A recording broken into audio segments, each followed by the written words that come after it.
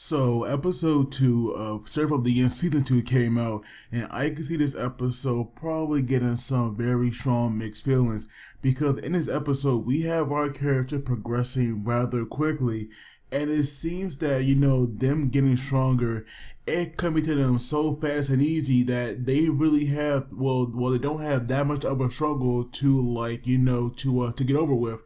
And so, mainly in Yu's case, that right there could be true, but in Kimi's case, like, his was definitely a bit harder for him. But I will say that by them getting, stronger in this episode, that right there should have a huge impact for the rest of the season, if not the series overall. But we see our characters now, they were like outside the walls, so that way they would be around, any other people, and they were training on how to use their demons, more effectively in battle.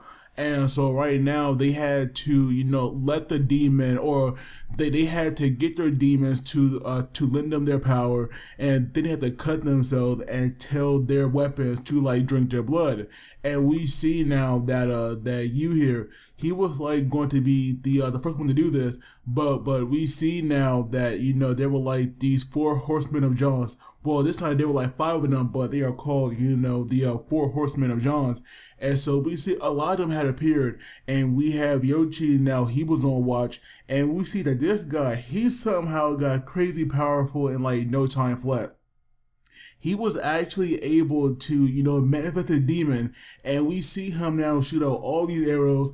And I gotta say, the animation for this scene, I was definitely like loving it. To me, it looks so freaking good. But we see now that all the arrows, take the form of birds, and we see them now one-shotting all these monsters, and that right there was cool. And we see now that Yu and Kimi, they were all, those two were like very shocked, to see this. But we learn now that Yoshi, apparently every night before he go to sleep, he actually talked to demon for quite a while, and I had no idea that a demon would like be willing to talk to a human like that. But that right there allowed them to get closer, and we see now that he mastered being able to manifest his demon. And so obviously that also allows him to use these special abilities that are like locked away inside of his bow. And so we see now that when it was U-turn, we have his eyes turning red, just like how it did when he went out of control. And so right now, everybody was like on their A game, because they were already, to attack him in case he went crazy. But lucky enough for them, all he did was like just pass out. And so now, like, while they were all watching over him, because now it was like a battle that he must overcome himself, we have Kimi and Yoshi. Both of them were like wondering, like what in the world is going on, because right now they are not telling the higher ups anything, but at the same time, they are still looking out for you, but they wonder just what in the world is like Gurren, or possibly, Shinnon was like planning for this. And Kimi, he's like doing this, for a sense or so, no matter what, he is sticking around. But Yoshi, at least, he really wants to know what is exactly going on, because right now, they are kind of protecting his friend, but at the same time, they're like using him as well. So obviously, he feels very conflicted about that. And so now we see like Shinowa, because she is the leader, she told them that after they overcome, the trial now about our other characters, trying to get stronger, they will have, quite a lengthy talk about, not only you, about all of them as well, because right now they are a unit, and their bonds, should be, rather tight. So obviously, all our characters really need to overcome this, I guess, uneasy feeling together. And so inside of Yu's mind, we see now at first, we go back to kind of like a flashback of his past, where we see that in his apartment, pretty much the place is messed up, and we have his parents, cursing him, calling him a devil.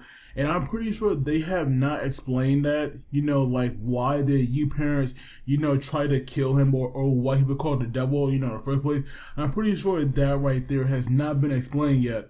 But we see now that when he ran out, we saw his new family, all those orphans, they were like dead again. And not to mention, we have his father now come behind him and like stabbing him in the back. But Yu is so used to all these attacks on his mind, he already knew what was like going on. And we see now that his demon, she thought she already won, but we see that when she actually, tried to attack you, he didn't even fight back. And so right now, Yu here, he said he does not care, what he becomes, a demon or a monster or what. He does not care. As long as he can help Mika and, and Shunawa and the others, he will become whatever he has to. And right now, that right there was like kind of getting on his demon nerves. But we see now that like Yu here had made her an offer that she definitely cannot refuse, because Yu wants her help, obviously, because with her power, it's possible he can like save his family and never see them be harmed again. And so right now she was like, if I help you, what do I get out of it? And you said that, that he will be her friend, because right now for her, it definitely must be tough to be all alone and feel unwanted, because you felt like that when he was like growing up. And so apparently that right there had worked. And we saw now how Yu here actually was like able to master or to be in control at least when he actually goes through a demon possession. And so now we see that after that, because everybody was like, holding him down so that way he would not go all crazy. And so right now, they were saying, because of you to finish this, let's put Kimi's all, on hold till like next week. But no, he definitely wanted to do this on the same day and get this over with. But then we go back to the vampires, and we see now that all these, progenitors who are like kings or queens, I guess, we have Cruel there, because right now she is the leader of Japan, or at least the ruler of the Japanese vampire. And then we have Ferid, and this guy, I have no idea what he's planning, because he had called in Mika like while talking to all the other vampires. And we see now that, Mika here, and I'm surprised he had went through this, but Mika actually showed him a video of Yu going crazy. And we see now that the vampires knew what this was, and they called this the Seraph of the End. And so right now we learn that it was actually Queen Cruel. She was the one who had went around and actually, killed all those orphans from the sect that, Mika and you were from. But obviously these two are like the only survivors. And so right now we have one vampire pretty much calling her out on this, because, he was saying that, if this were here, if like too much to handle, then I will gladly take over your role. And apparently, this guy and Cruel seem to have some kind of past, because, those two did not get along, whatsoever. And even though this little boy is like 200 years younger, he claims to be stronger. So maybe that right there was like foreshadowing a fight between those two, because that would be awesome to see, vampires of that high of a class going at it. And so now after the meeting was over, Cruel was pissed, and we see that even though she did not attack Ferid, head on, obviously that attack right there will like mess them up. But right now, Ferid, he is pretty much forcing her hand and making her team up with him, even if she, doesn't want to. And so right now, I do wonder, what is he planning, and what in the world could his end game be? Because to me, it makes no sense, at least right now. But going back to our main cast here, we have Kimi now going under, his trial, and we see that he was definitely having a much harder time compared to you, because Shinonwa was like even worried that he might go out of control. And so we see now that, in his fight, he was actually losing, and we see at one point that the demon seemed to have won this. And now going back to his now going back to his flashback, I guess, we see, he was a lot younger, and of course he was like take care of his sister. And so we see now that his friends came to his home and they told them that, they would not have enough food to like last them 3 days. And so right now they had to leave. And obviously, being on a short notice, he had to get his sister ready. But, they were like telling him to leave her behind because she'll be nothing more than a burden. And we even see now that like one of his friends actually gave him a knife to kill his own sister. And that right there is just so messed up. And obviously Kimmy here would like never do that. And we see him now attacking his friends and running back home, but his friends would not give up. And we see now that when they had run to the balcony, obviously Kimi here had ran back as well, to protect his sister. And pretty much it was becoming so much for him that the demon, posing at his sister, she was like able to, get into his mind and telling him that, to like actually kill her because, right now he had wished to be free from this burden because he is a kid. Why in the world must he go through all of this? And obviously, Kimi here would not break. And we see now that like you really helped him because, you words about protecting his family, even though they are not blood related. And right now, Kimi here had a sister that is like kin to him by blood. There was no way he could ever lose. And rather than using the knife on her, he used it on himself, and that right there allowed him to break, the illusion.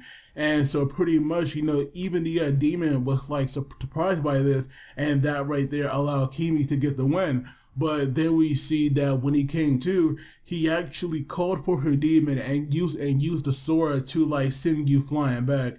And so now we see that like Kimi here, because both of them had, finished their training and became a lot stronger. Kimi here had wanted to see who was like stronger, him or you. And we see that their fight, it was definitely a short fight because that fight that fight right there was obviously just to show briefly their new powers, because we saw you bringing out, a lot of swords, pretty much pulling out that infinite sword style. If you all get the reference, you get 100 points from me. And then we have Kimi bringing out some kind of coffin with like glowing eyes. And obviously, we have no idea about the full extent that, they can do with the new powers. But Mitsuba, she was like definitely shocked to see that both of them could use their new special ability, so quickly, especially after just finishing, their training. And so right now with every guy, now being like this strong, I guess, because obviously, like I said, they all grew power-wise, rather quickly.